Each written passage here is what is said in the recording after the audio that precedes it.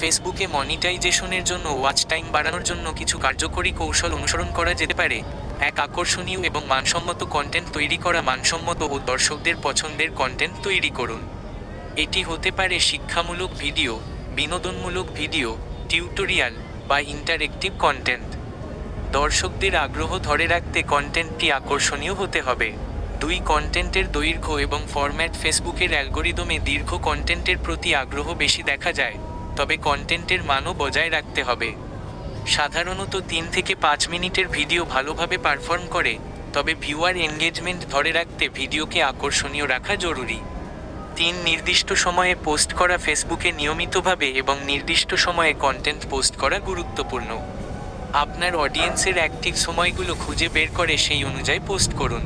এতে আপনার ভিডিও বেশি লোকের কাছে পৌঁছাতে পারে এবং ওয়াচ টাইম বাড়বে।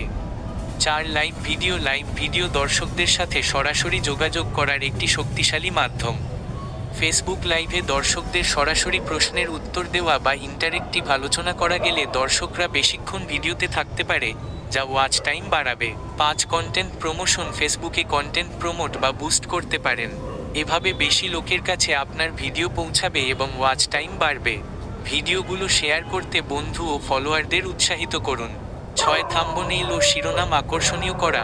ভিডিওর জন্য আকর্ষণীয় থাম্বনেইল এবং শিরোনাম ব্যবহার করুন যাতে দর্শকরা ক্লিক করে ভিডিওটি দেখতে আগ্রহী হন। 7, কন্টেন্ট সিরিজ তৈরি করা। একই বিষয়ে ধারাবাহিক কন্টেন্ট তৈরি করতে পারেন। ধারাবাহিকভাবে একটি বিষয় নিয়ে আলোচনা করলে দর্শকরা আগ্রহী হয়ে পরের ভিডিওগুলোর জন্য অপেক্ষা করতে পারে, যা সামগ্রিকভাবে ওয়াচ টাইম বাড়াবে। 8, কমিউনিটির সাথে যুক্ত থাকা। দর্শকদের সাথে কমিউনিটির মতো সম্পর্ক গড়ে তুলুন। কমেন্টে রিপ্লাই দিন, প্রশ্নের উত্তর দিন এবং তাদের মতামত কন্টেন্টে যুক্ত করুন। এতে দর্শকরা ভিডিও দেখতে এবং শেয়ার করতে আগ্রহী হবে।